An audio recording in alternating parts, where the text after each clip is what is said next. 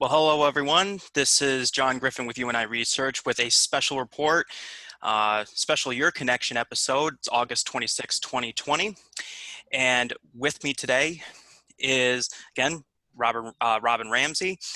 Kate Peak, I almost combined your name, Robin, with Gordon, so it's going to be Rob Bourne or something like that at the point. And then we have a special guest with us, Jeremy from T.H.I.N.G.S. Hello. Welcome. Thank you.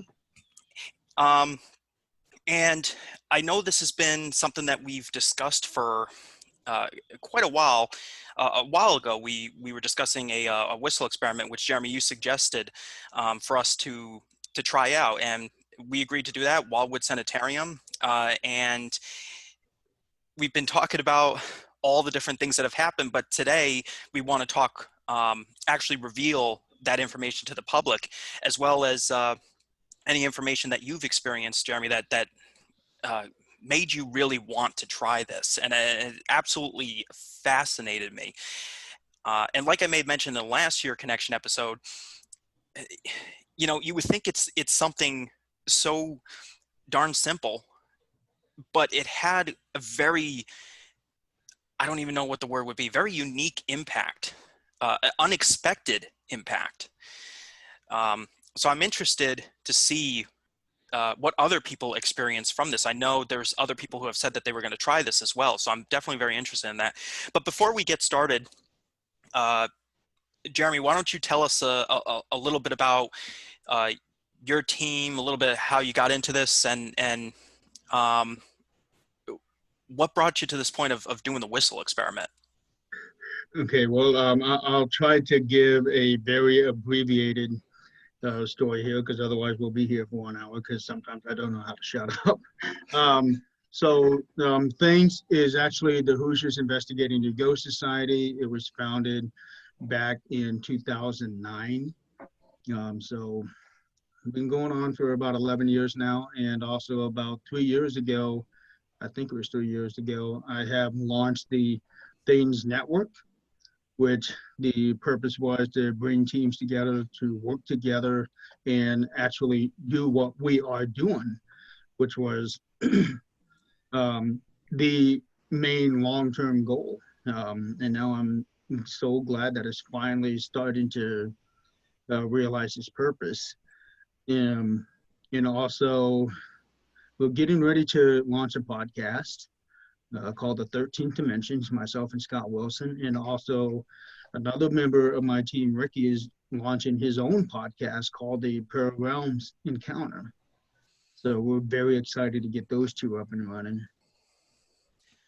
Yes, definitely, and I know just from talking with you and all these conversations that we've had, and I don't like you may mention last time, we don't even I don't even remember who really initiated the conversation or how we just got into such an in-depth talk, but we've had some really deep paranormal conversations, definitely definitely unique. And as you made mention, yeah, you've got your podcast going here, 13th Dimension. So very excited about that. I know you've been planning this for quite some time now. A long time. Yeah, Scott actually came to me with the initial conversation was he was asking me about a show that he thought that I had because he thought I had my own radio show, and I told him no, I never did. But he did. But I don't know what he was thinking when he thought that I did, and it just sparked a conversation uh, down the road. Scott and I have known each other a long time, probably 15 years. Wow. And yeah, in fact, before things really got started, I was actually going to join his group that he had started. But the problem was we had opposite work schedules, so it would never work out. So I ended up not joining. But luckily, uh, a year ago, a little over a year ago, he accepted an invitation from me to join the team, and now we're here. And with this podcast, it's going to be very very different. We're very excited. We're going to be launching the show. The first show is October the 2nd. We've already announced the first guest, which is Robert Murphy from Elite Paranormal Society. Mhm. And we've already, with the exception of 2 weeks, we've already got the rest of 2020 booked up. Awesome. Nice. Yeah. And I haven't reached out for next year, but I'm going to start doing that as well. There's a lot of people that want to come on the show. They're very excited about it.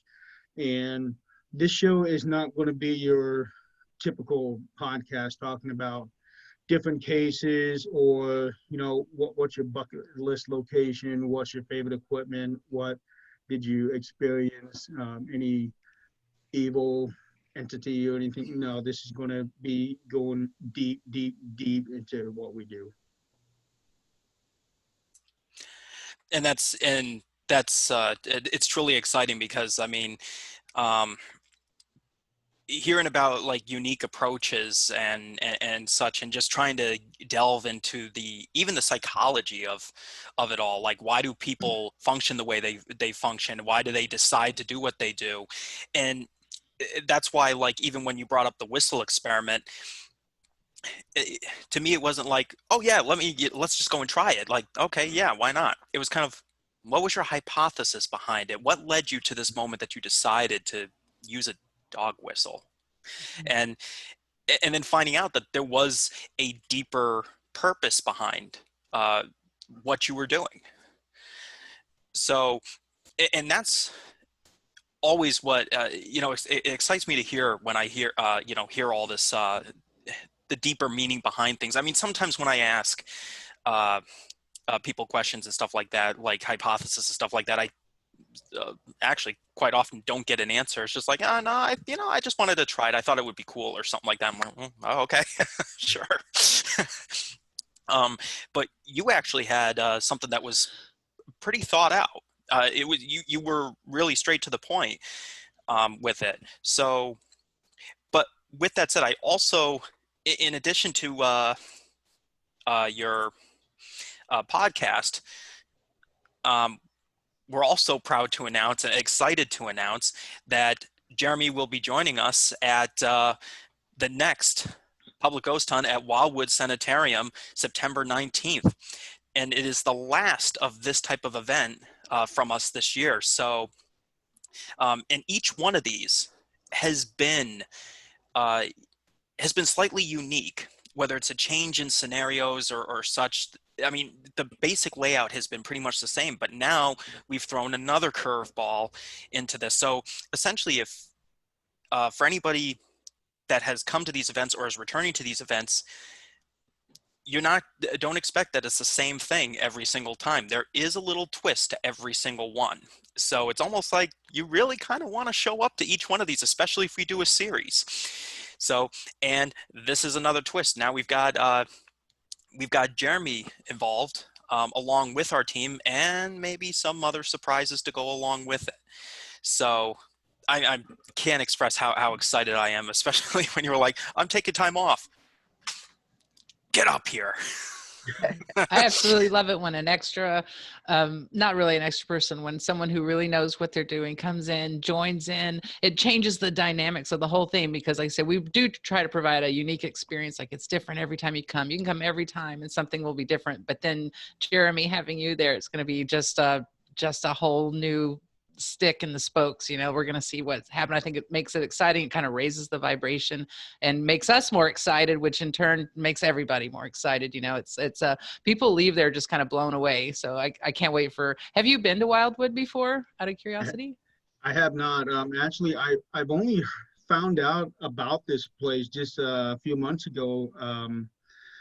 When working with John and Troy Smith.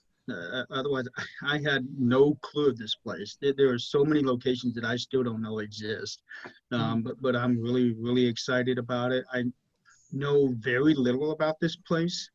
And I'm kind of undecided whether if I want to keep it as not knowing what this place is about, or if I want to dig into some research and find out what it is. Because with a new location, I don't know. I agree. I'm torn too. When I go to a new place, I'm like, sometimes I don't want to know, and I don't want to. People get so excited to say, "Oh, this person's up in the attic, and that person's in the basement." I was like, "Don't Yeah, tell me. Let me independently research, find out, and if our information correlates, then fantastic. But don't tell me too much." So I get that. I get what you're saying. That's what I did. exactly. And I Honestly, cannot wait. I was gonna say that's what I did the first time you guys had brought me to Wildwood. I didn't want any information and went in completely blind, and I'm so glad that I did. Yeah, definitely. Yeah, I'm ready. Definitely surprises, and I mean, was trying the whistle experiment for the first time. It's like there's some entities that I know may not like this, and some specifically Yeah. two of them there. But then the rest of them, it's like I don't want to burn my bridges. I don't want Mhm. to burn my bridges because I've got 3 events, and then plus this is actually I think going to be our 13th time, Yeah. in a bad luck year. But Lucky 13. lucky 13, congratulations, Jeremy. You're showing up on our 13th time in 2020. Thank you. That means we're going to I finally explode, right? accept that. The universe gets Yeah. hit by an asteroid. No, I think it's a good luck number. I think that's good. I do too. You guys are very optimistic. We have to be. We're driving with you. Yeah, I think my mom got married twice on Friday the 13th, so it'll be okay. There you go. I'm so sorry. Wow. It's a Saturday. It'll be okay. John's face, he goes, what? It was supposed to be a joke. Yeah. A little bit. Fifth time's a charm. It's like 13th time is the charm. Is that what you said? Yeah. So let's hit on that whistle experiment. What got you? What made you? What was first off the basics of your hypothesis? What made you decide? You know what? Let's do a whistle experiment. And what types of experiences did you get out of that? Like, what did you learn from it? Well, when I first thought of the whistle, it just came to me. There wasn't any, doing any kind of research trying to figure out what pieces of equipment I could take into a case. It just came to me. It was when we were doing the jail in Crown Point, and we were doing a 2-nighter deal over there. And the first night that we were there, it was almost completely dead. Almost nothing happened. There might have been a couple of small things that happened. And so the next day, the team and I, we were going out to eat, and then it just hit me. What about a dog whistle? Because the whole thing with the different frequencies that we are capturing EVPs on, that we don't hear with our own ears, but we get it on the audios. And it got me thinking about the different frequencies that are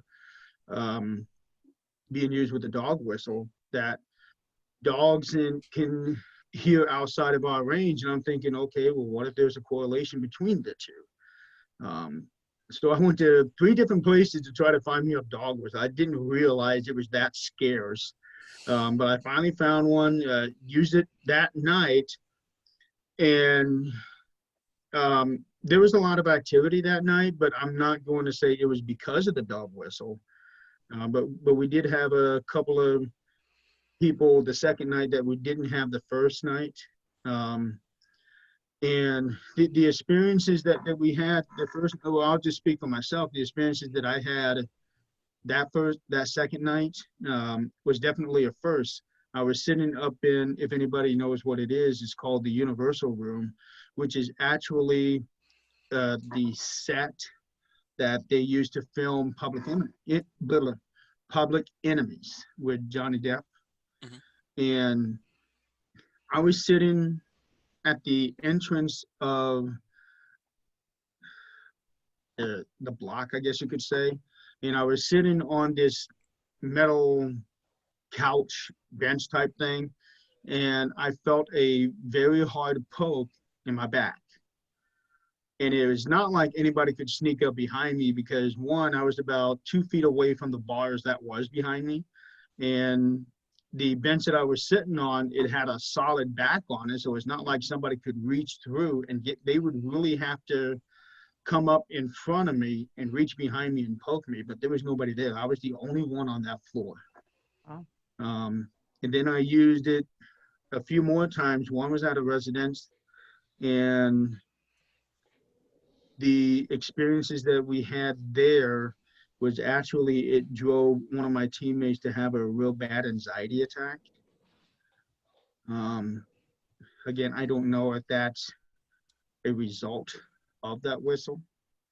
Um, then the third time was at Waverly Hills, and if you guys remember the Ghost Hunters episode with Daryl, Mustafa, Brian, the when they were on the third floor, all the way at the far end of the hall, they captured something. So I went to that area and tested out the whistle. And again, the experience that I had there was something I had never had before. It looked like something was trying to manifest itself in front of me. I mean, only for like a second, but I could definitely tell the shape of the figure that was kind of like fading into existence. But then real quickly, it just faded right out as if it didn't have any more energy to muster up to complete its manifestation. And I just want to make sure I had this right. So you said that where they originally saw something on the show is also where you did that, and that's where that was starting to appear, was in the general vicinity. Yes. See, that's even more interesting, that the fact that it's at the same place. Now, I'm just curious, did you just use it in that specific area, or did you try it elsewhere within Waverly? I tried it in a couple of different other places, like the tunnel, Okay. but it was only on that third floor where I actually got something out of it. And that's see, that I find extremely interesting, because where you were saying that this happened is where it happened on the show. I mean, I know you didn't have this at other areas, um, but it's like, okay, you know, I can't even describe like how I'm feeling about that, because it's just, how do you, like, to me it's like, okay, I know it's twice, like two different groups, 2 different days, uh, radically different things. It's not like the other people were using a dog whistle, but then you used one, got Yeah. some interesting results in the same place. And actually, this is where I was going with this. The reason I was bringing this up is because when we're looking at, right now we're in our phase 6 of the manifestation process research, and just seeing the different trends, like when we see an apparition or capture an apparition, or partial, just even a partial photograph or video, we've always asked, why in this place? Like, why did it happen here and not over there? Um, and just hearing that when you used a dog whistle, it formed within the general vicinity of where they caught theirs, is kind of like, wait a minute, what is it about that? Like, just besides the dog whistle, why that specific area? So it's definitely raising some questions. To take this a bit further, and Jeremy, we showed you, I know we talked in private with you, Robin and Kate, revealing some of the stats that went with this. But I want to start showing to some people what we went through. I want to do, actually, this is from the chart that you're seeing here for everybody, is actually is from the phase 5 report. So there's going to be the phase 5 report, along with what we caught that has not been made public yet. This one is actually the Wildwood data for EVPs with before we did any whistle experiment. It wasn't even a concept at the time. It was when we were doing specific things for phase 5. Now, this is times between the EVPs that would happen within specific areas. 6 within 1 to 30 seconds, 11 within 31 seconds to 1 minute, and then from 1 minute and 1 second to 1 minute and 30 seconds, 10. So we hypothesized that this that time frame was when we would be getting EVPs. That's why usually anybody who's watched any of my lives or has researched alongside me, I always say, ask a question or make a statement, wait about 30 seconds, because that's usually when we're going to see or get the audio. But now we found this as being a trend amongst whatchamacallit. This is what was typically the average for Wildwood Sanitarium, as well as several other properties where we would see like 1 minute or 1 minute 30 second being very high, 30 seconds being low, and then the other ones would just fall from there. But then what comes up next is the dog whistle version of this. And everything just completely changed. The trend changed. We still had the 30 second, 1 minute, 1 minute 30 seconds being the highest. However, this is a little bit different because with this, before, the green represents before we did the dog whistle. And as you can see, yes, the 30 second was high, the 1 minute 30 second was high, 1 minute, and so on. But look at what happened when we did during. The 30 second point just shot up. And it literally just went down from there. And then afterwards, it's like after we did before, then we did the whistle experiment, did audio recording during that, and then we waited about, I'd say about a half hour between floors to go back and see what the results were. Was there an impact afterwards? And what was interesting about it is that afterwards, it just went dead. Almost dead. One EVP, nothing, and it was just like everything just, it went quiet. And there's going to be some things that go along with this that changes the game with that. But just to show, this is again in the phase 5 report where you're seeing the locations in which we are getting the EVPs. The laundry room, that's in the basement. The hallway, this was actually, these are just the different types of hallways that were without there, but this was actually not in the basement or the first floor. 17 in the bedroom, which that was second floor and above. 4 in the procedure room, which is actually in the third floor, and 16 in the seance room, which is the second floor. So basically what we're seeing here is that a majority of the EVPs were happening in the second and third floor. Now, again, this is phase 5. This is not the whistle experiment. And at the same time, without the whistle experiment, when we're looking at the floors, 55% of the EVPs happened in the basement, or excuse me, the second floor, 33 on the third floor, 12% on the in the basement, and 0% on the first floor. I have to make mention that we didn't do much on the first floor. It was more of a command base. The basement has always been one of the ones that has had the least activity. But now bring in the whistle experiment and everything just changes. Again, blue before, orange during, gray after. Basement, once again, at the start of it, nothing really going on. The second floor and third floor had the highest. But then all of a sudden, we did the whistle experiment and it shot up to 12. We've never had that type of activity, no matter how many times we've gone to Wildwood, all the events and everything. Basement has always been one of the most dead areas of Wildwood Sanitarium. And for whatever reason, and keep in mind the whistle experiment that we did, Jeremy, I know you did had a different whistle. Ours was 18,000 hertz, so it was still possible to hear it with the naked ear. And then as you could see, even afterwards, again, everything just dropped. With the exception of the first floor. First floor has always been touchy.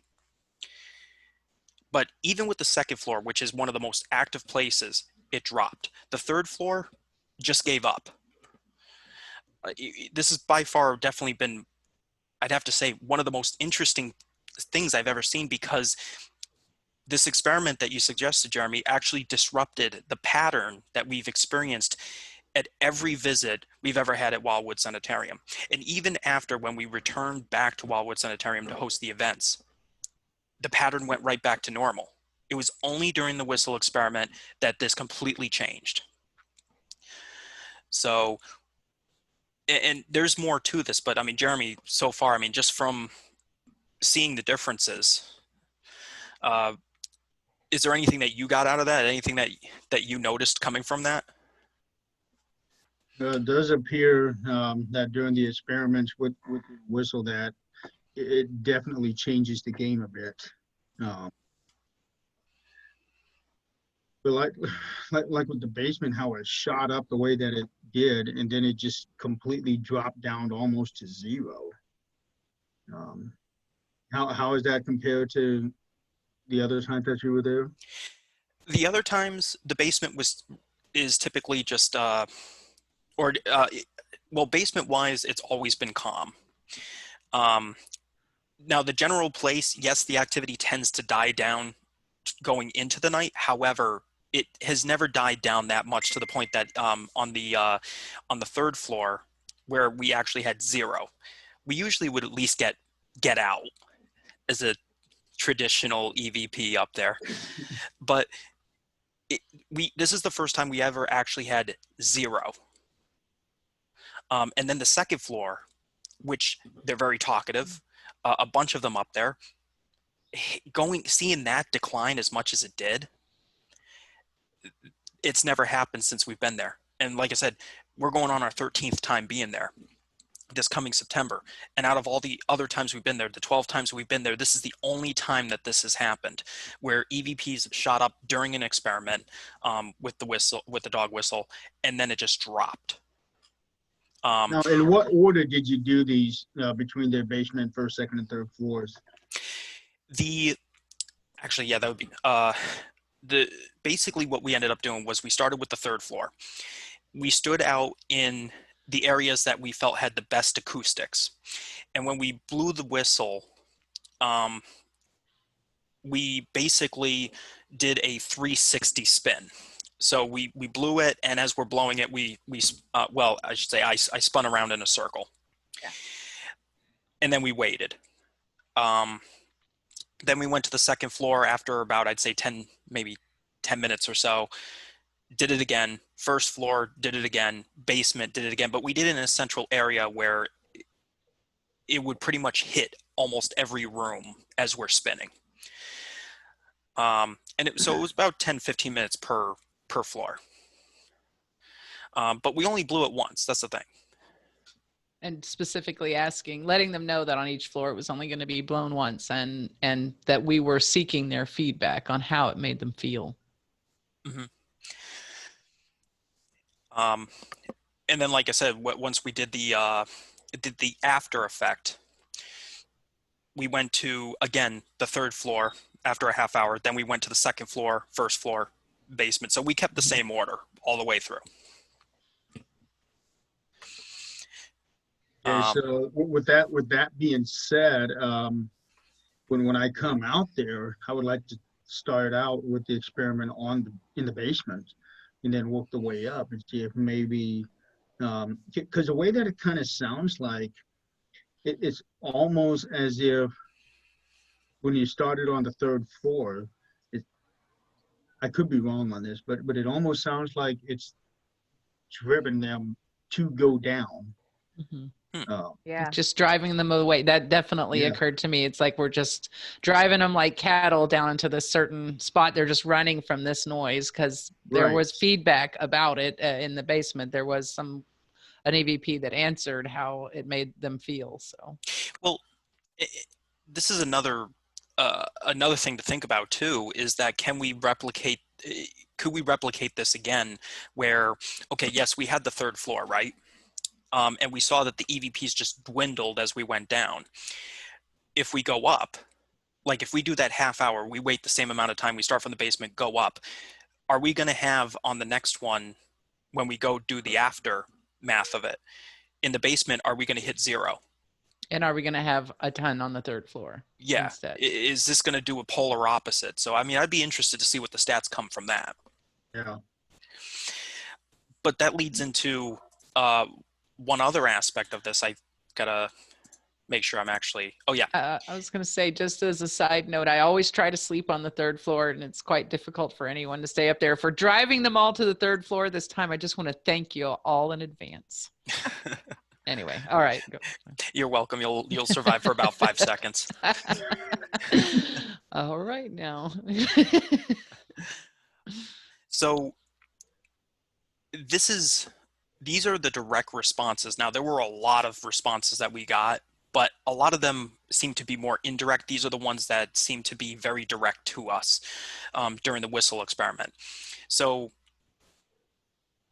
we had far more aggressive get outs than we've ever had before. Normally we get like one or two. This time around, what made this different is that the same person followed us to every floor with the exception of the basement. Third to the first floor, it was a person with a raspy voice and just kept on going, "Get out, get out." And that was both during and after the whistle experiment. Some of the direct responses, like when I was talking about doing the experiment, was, "What are you doing? Why are you doing this?" And one that was very prominent was the little boy that said, because we were asking questions about it, trying to get feedback from him, like Robin said, the boy said, "Help them." And the guy who was following us saying, "Get out," clearly said, "Nope." And for those of you who want to hear that EVP, it is on our video about phase 6. So you will hear the "help them, nope." Very pronounced nope. Did they experience it? Did they hear it or anything? I did. When we asked them how they felt, did it drain their energy? Did it get them pumped up? What did it do? We got, "I need to sit down. I don't feel good." And then what's interesting is this one's from the basement.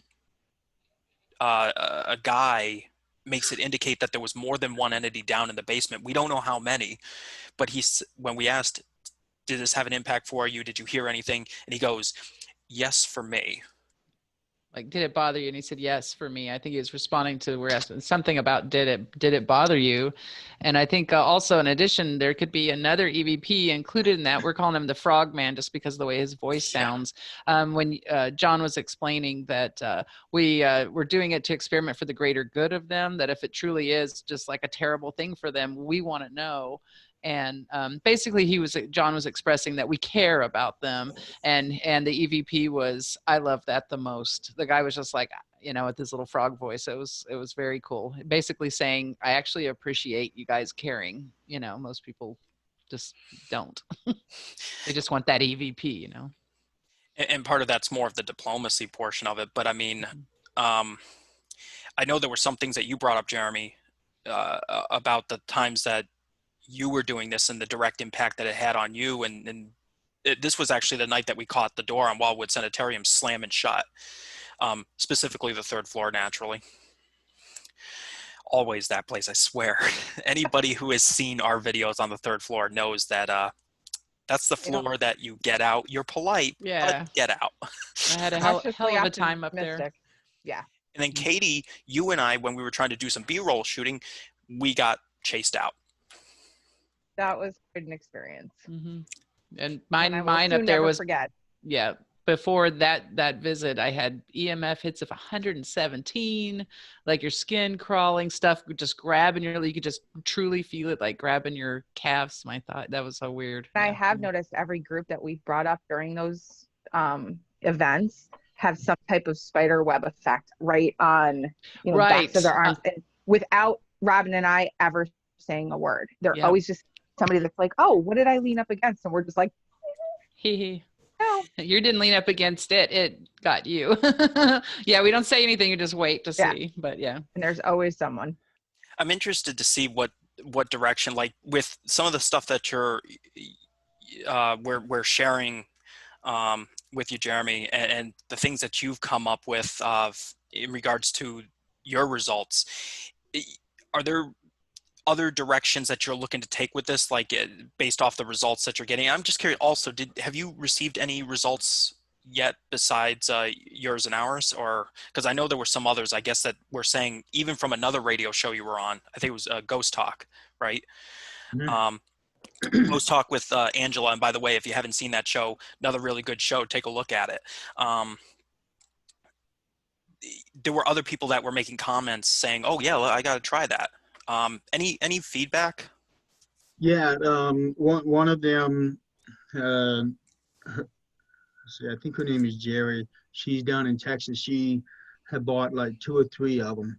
No, I'm sorry, 4 of them. and she was waiting on them to get shipped out to her, and she got them right before she did a case somewhere on a Saturday night, and they tried it out. They did not get any responses. Hmm.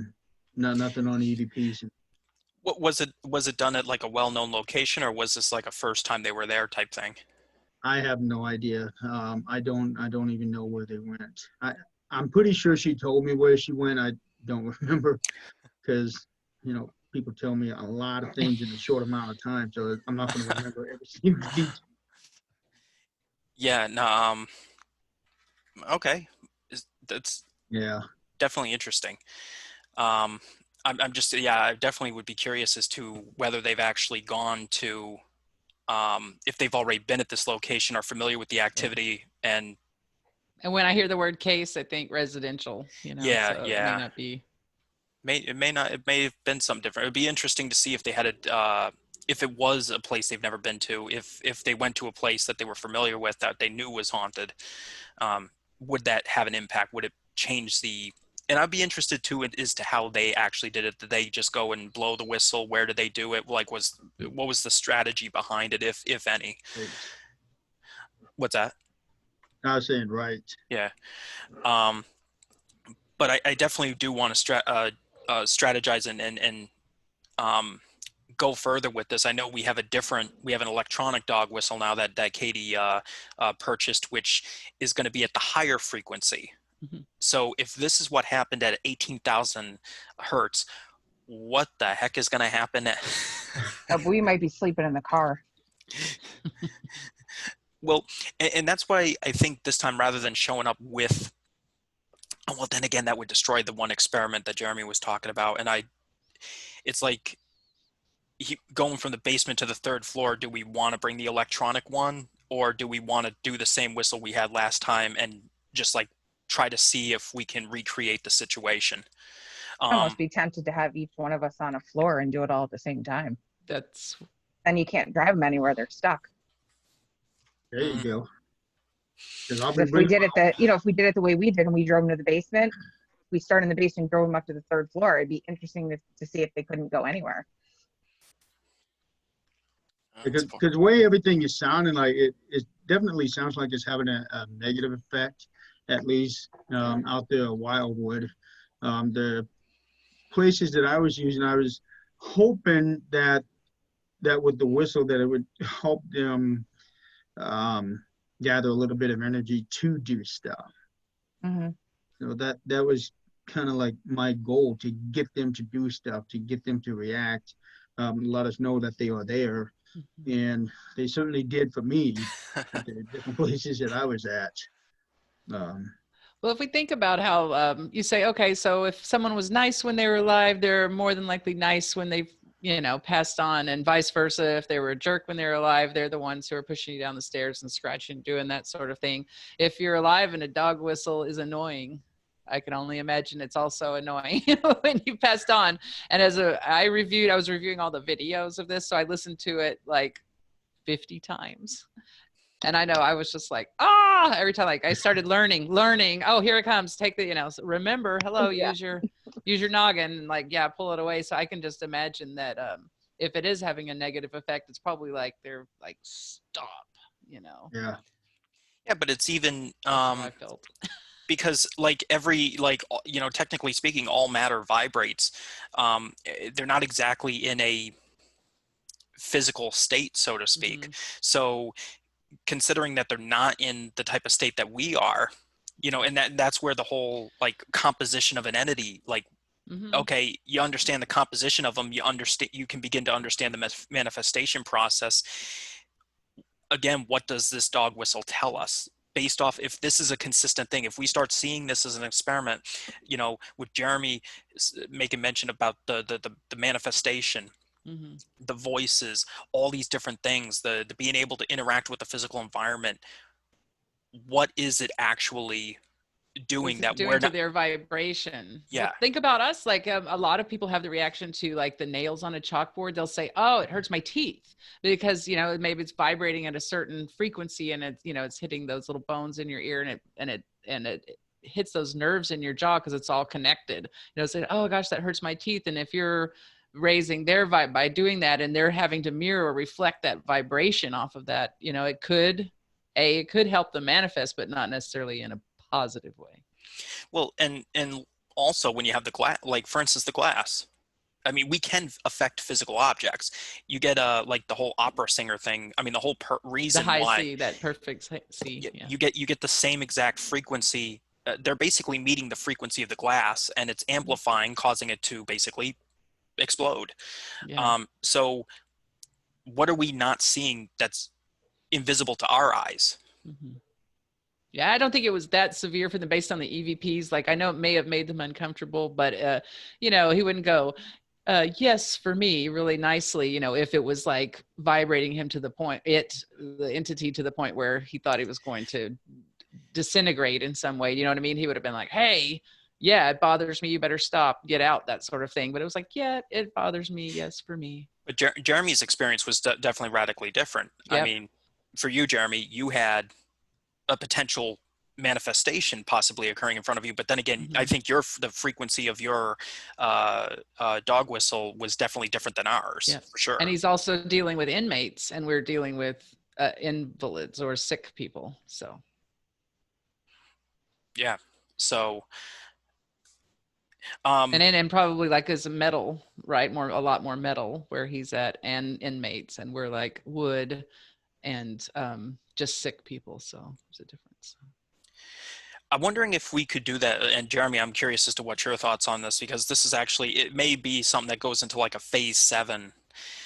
Because I've wondered about the material, and I've noticed some material may cause changes in specific activity, especially the audio version of it. I'm wondering if we were to take different material and create like floors, like temporary floors that we could try to see if they can stand on them, and have different materials and see if that has any impact on them, especially with the places that are more well known for the haunting and have more cooperation, like Wildwood Sanitarium, 2nd floor. They're very cooperative. Some places, like maybe a jail, they'll be more, oh yeah, screw you, and I'm not going to help you. So I think finding the place like that, I mean, I don't know, what are your thoughts on that, Jeremy? I'd be willing to help try out anything, really. If it's something that's going to help us out, try to validate anything later on in the field, I'd be willing to try anything out. And I know we joked about this last time, Jeremy, that we tested a dog whistle because on our intuitive consultants, because they claimed that they could hear them, so we snuck up on them. And well, I had somebody else who originally, I mean, they're not with us anymore, or on the team anymore, but he snuck up on his mother. I was there with him, but I was not the one holding the dog whistle, because apparently this guy's still alive. He survived. Because this specific intuitive said that they could hear a 22,000 hertz dog whistle. Okay, well, we're not going to blow it right in front of you, so you could just sit there and go, oh wow. So we had to do the sneaky version of it. He sneaks up on her and blows it, and she didn't even hear us. Like, she didn't react or anything. She until the whistle was blown. The whistle was blown. She's like, turns right around and just yells his name out, and then he just turns to me and he goes, "It works." I was like, yeah, I think it's kind of time to evacuate this place at this point. Yeah, I would. We had another intuitive who was also there, and it did not have that same effect. The dog whistle did not work for that intuitive. So it really basically changed the game. So I'm not 100. It's like, and the thing is that the one intuitive that it didn't work for is that the one intuitive it didn't work for heard a different frequency. He heard below the average human hearing of 20 hertz. And I just don't even know what to say about that at this Well, point. something really interesting that I just have to add is that in my career before I did this, I worked with a lot of multi-handicapped kids in a residential setting. And you would be surprised at the variations that can occur in the development of the human body and the human brain.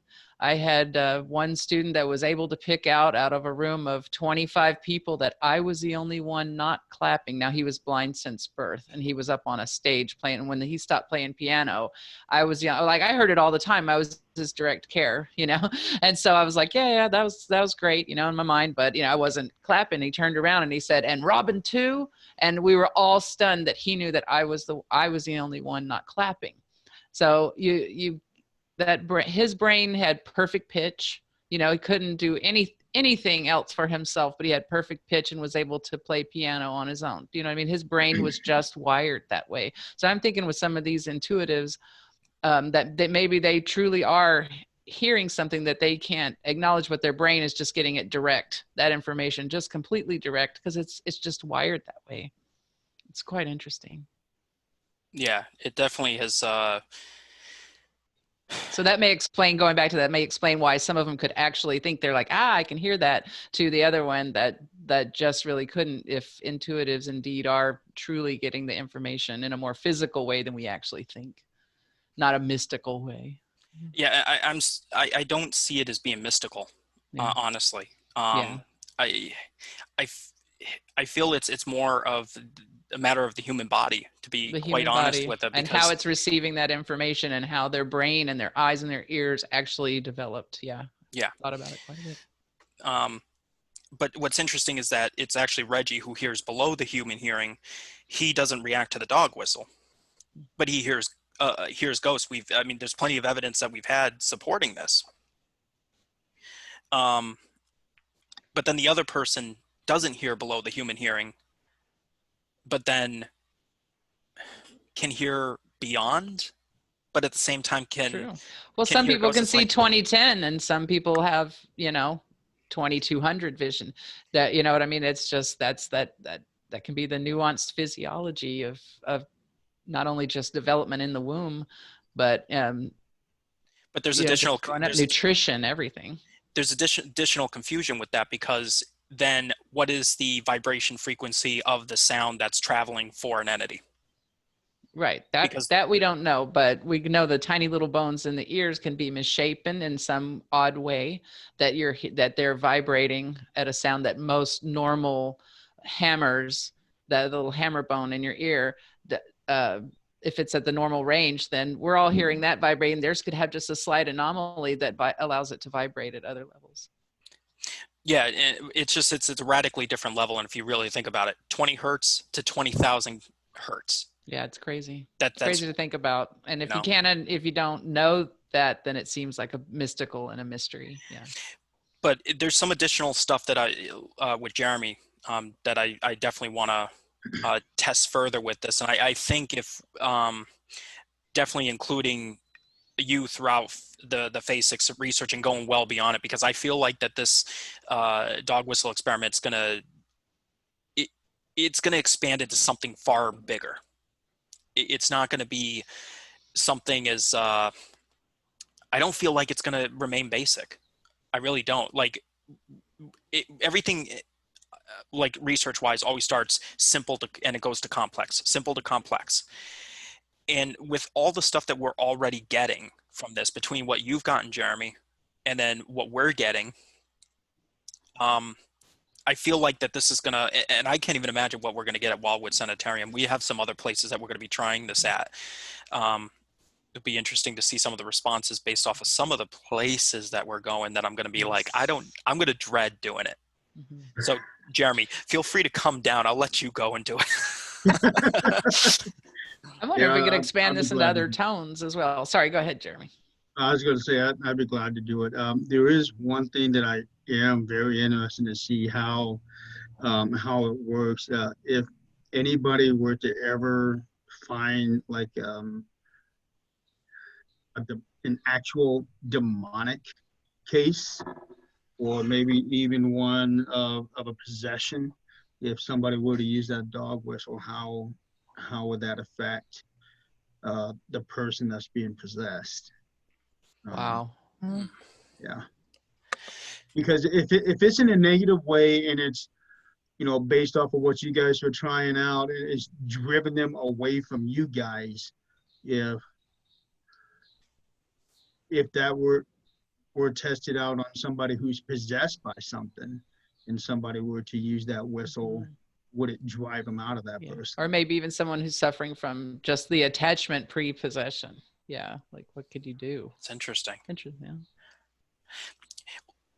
Or if they started being bothered by that attachment, you know how like they can attack you at certain times. If you knew that drove them away, you could actually blow the dang whistle and like, leave me alone. You wake up in the middle of the night when they're like nightmaring you or doing whatever, and blow it, like, get the hell away from me. Yeah. Yeah. Interesting. I mean, it's just a theory. It could amount to nothing, or it could amount to something. It's worth a try.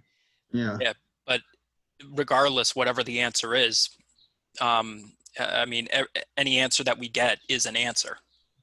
So even if it's proven that that's not the case, well, door shut, we move on to the next one. We have our answer. And the more doors that we shut, the closer we are to what really is the true answer behind it. So, but I think that this is honestly going to expand, especially if there were people that were super excited to actually try it. Just watching the chat room when I was watching on that one show with Angela, just watching everybody like, oh, that's interesting. Oh yeah, I'm going to try that. And I'm like, yes. I'm not gonna, like, I was tempted. I was typing. I was typing. I was like, oh, the results and stuff like that. I was gonna say a few things, and then I saw people saying, oh, I'm gonna use it. I'm like, I'm not gonna type a thing now. I'm gonna let you. This will be a surprise. What I really like is that people are actually open to the idea instead of just shutting it down. That, to me, that's encouraging. I'm very appreciative of that. Yeah. But yeah, if they're willing to try it out and see what the results may or may not be. Hey. Yeah, I was pleasantly surprised at that too, because I think probably all of us, or most of us, have been in the field so long. We remember, like, way back in the day when everyone all the groups just hated each other and everyone was better than everybody else and their arms are crossed. Everyone's mad at something, nobody knows what. And it's so uplifting to see that we are truly fine. We used to talk about unity 20 years ago, and now we're actually doing it and like participating in experiments. It's the way it should. It's the way it should be. Yeah.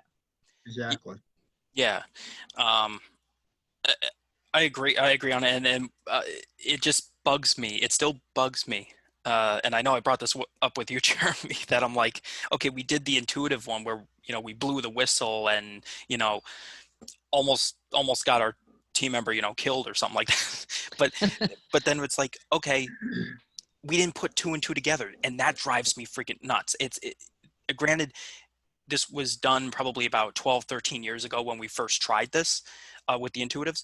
But then it's like, oh, I'm going with the hypothesis that the intuitives are actually hearing with their ears. They're just sensitive like that it's how they change. But then it's like, then you come up and go, I blew the dog whistle for ghosts. And I'm like, what? That's called an aha moment.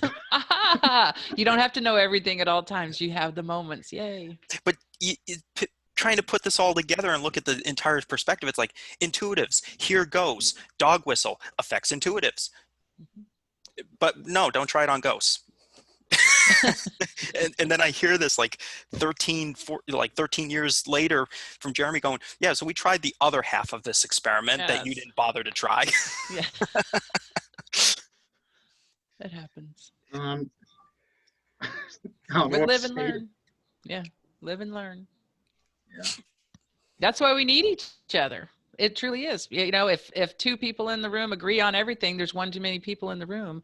You know, like not, and I don't mean a disagreement, but you know, it's like the whole businessman thing. If there's two businessmen in a room that agree, one of them needs to leave, you're never going to make any progress. And the more we talk to people that we don't know and just freely and not feel scared to present our ideas and our theories and our thoughts about experiments, that's how we are going to progress, because someone else is going to have the next nugget of information. Right. And the fact that Jeremy, like you've got a network that Yeah. is all getting set up. I mean, teams from around the world. Like I saw your the video that you put together, and um, just, and I'll put, for those of you who tune into this, I'm going to post the link in the comments section for this. But you really see all these teams from different states, and even not even in this country. And I just sit there and think about like all these people who could be, you know, that could do all this type of experiment, the dog whistles, and see what this does across the board, the Yeah. stats, everything that we could get and learn from this. And that's ultimately the direction it seems like you're taking with Things Network, is really to truly combine efforts and move things forward, is what I'm getting from everything that you've been working on. That's the goal, because I wanna see this field progress to something that will be, well, we've already talked about this, but widely accepted, um, well, more accepted than what it is, because there's still a lot of people that mock what we do. I'd like to try to get us beyond that to the point where people are actually going to be using what we do as um, examples for why they need to do whatever they're doing in their field. Right. Yeah. And we're basically at the point, the field is at the point that, you know, and I've said this during like past presentations, paranormal activity has, especially spiritual activity, has been documented for thousands of years, whether it be ancient text, um, uh, video, audio, photographs, you name it. It's not proof that ghosts exist. It's simply documentation of unexplained phenomenon. Now the question is what is that phenomenon? How does it happen? Why is it happening? And we're not going to figure that out through a picture or a video or something like that. Those are just simply hints. It's hints to a much larger picture, or a piece to a much larger picture, I should say. So, and this is why the whole unity thing is so important, like Things Network and what's being put together is it's actually bringing this, you know, all these different teams together, all different research, and actually it's essentially combining forces. It's going beyond just simply, you know, here's another contact for you to go and help somebody. It's basically going to another level. Yeah. And that's what this field needs. We need to take this to the next level. We have enough documentation. It's there. Yes. We know and it. like the independent studies, like if I can say, oh wow, my results actually turned out the same as this person I don't know 6 states away from me, you know, you can, and then you start gathering that from all over the world, you can go, wow, this hypothesis really has some ground. We can actually grab onto this and go with it. And so it's not just you and your group's bias, because a lot of times you have your people come in with their set thoughts and their feelings, and they are on all their beliefs that they bring in a big bag with them, you know, that they already have everything figured out. And it's so fantastic to say, okay, well, we've tried this, and now people we don't know are correlating our evidence. That's data. If you want to appeal to scientists across the board and get other fields to start looking at us, you know, the way I think it's a great thought. Then you know what, we got to dump data in their laps and say, you know, this is from 100 people, or this is from, you know, all these investigations. This is what we have, and it correlates. So it's science. Gotta believe it. I was going to say, I was waiting for the bleeping moment in that entire thing. It's science. I'm trying to be good. It's science. Beep. Beep. It's sad that my mind just went right to that. had the song "She Blinded Me with Signs" pop up into my head for some reason. There you go. So science. I did it. I had to. Sorry. Somebody had to. That's okay. It's recorded. It's on record now. So you're going to have to live with that for the rest of your life. Well, that's fine. I could probably perform the whole song for you right now, but I won't. Oh no. You're welcome. No, we'll invite Simon Cowell on for that one. I'm a child of the 80s. Come on. I know it. You know. So am I. There you go. So yeah, I know there's things that we're working on behind the scenes, which I'm not going to talk about right now. And that's actually something I know, Jeremy, you're very big on, is like, I noticed even with like your posts and stuff like that, that you're just, you have purpose. Like you come out with purpose. It's like, It's relevant. Yeah. It's just, it's amazing. So it's like, even with the same thing for this, it's like, there's so much I want to talk about. So we're working on this research. Nope, I'm not going to say anything right now. And I still am trying to learn my lesson with that, because I still do it every so often where I'm like, there's going to be a video. It's going to launch this Wednesday. And then about a month later, I'm like, so the video is in development right now. That's right. Just keep it on the DL till it's ready to go. I've got to take hints from Nintendo.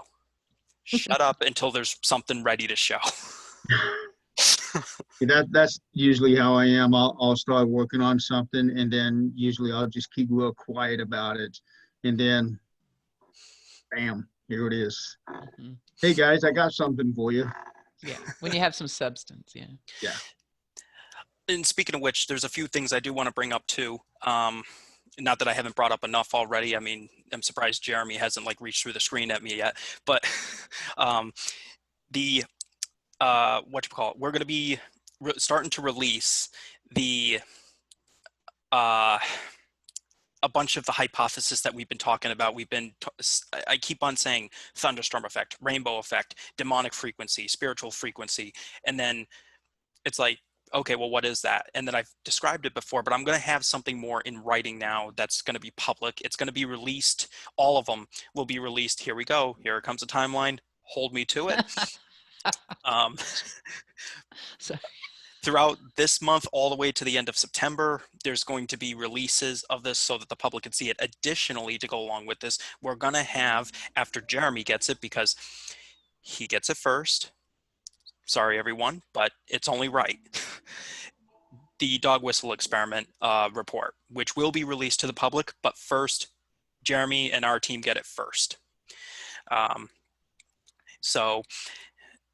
Robin's talking about me. It's like, sorry, somebody had set a Google alarm. It was ding ding ding, and it was just, so I had to go, shut up, Google. That's just Alexa or someone listening to you.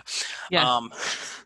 But so we're going to release that, and additionally, we're going to be starting another video series that's going to launch sometime in this year. I'm not going to give a time frame. I'll just tell you it's before December 31st of 2020, where we're going to just have videos that are going to focus on experiments, and then some of the results that go with it, as opposed to just being a full-blown episode, us walking around. It's just going to be videos that, here's what we got and here's the evidence to go with it, or documentation, as I prefer to say. But yeah, other than that, I'm really looking forward to working closely with you, Jeremy, especially next month. We finally get to meet in person. It seems like we've known each other for years, but we haven't.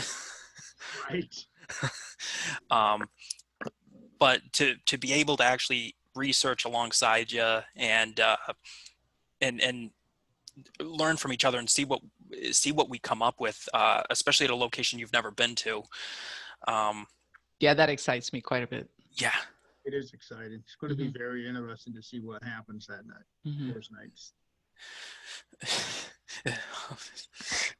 I'm just thinking of like that first EVP. I'm waiting to hear what they say when Jeremy shows up. I mean, it's pretty traditional, but especially the first EVP from that day, knock on the third floor door. walk in all polite. Hi, Dr. Perry. I know you're going to tell me to get the heck out of here, but Eat whatever. it. Well, he didn't this time. It was his nurse that goes and Yep. again, it's in the video where he's Well, like, Dr. Perry. he doesn't want to know too much about it. It's on He doesn't video. want to know too much about it. It's so used to True. you guys, and now here's this new guy coming in. Well, hey, doctor, it's going to be a little different tonight. So we'll see what happens. I am very excited, really looking forward to it. I'm already planning out the whole trip for that because shortly after I leave there, I'm hoping maybe I might be able to take a little side trip out to Long Island to see Trinity. Nice. Yeah, no, I haven't talked to them yet because I haven't told anybody I was coming to New York just yet. I wanted to wait on this announcement. And then I'll be driving all the way over to Nevada after that. And then I'll be doing an investigation at the Washer Club. Oh, that's so wow, that's awesome. awesome. Oh my gosh. Oh, That's Yeah. incredible. And this was the Yeah. announcement that he was going to spring up on us and go, yeah, I didn't want to tell John about this part, but No, actually, the Washer Club had already been announced way back in February because I was going to go in April before everything started getting canceled. World Yeah.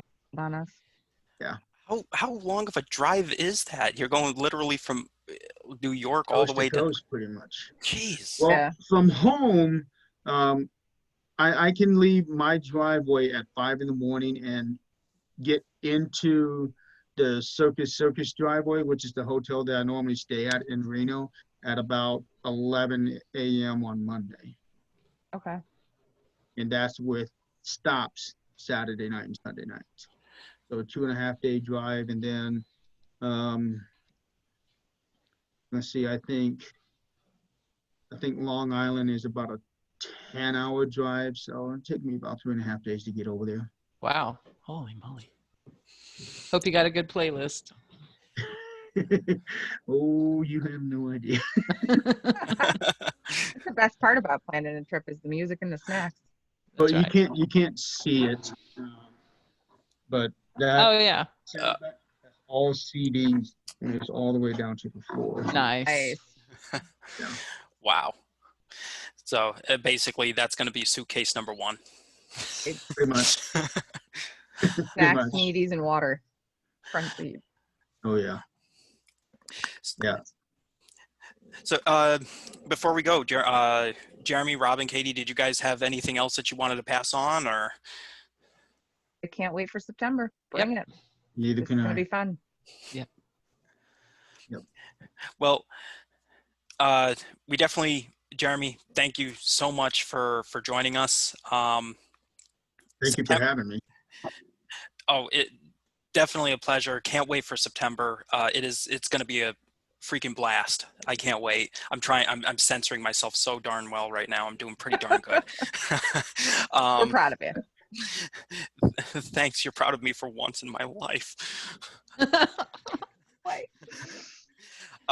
For everybody, we ask that, as always, you take care of yourself, look out for each other, be there for one another, and we'll see you at the next Your Connection episode. Take care.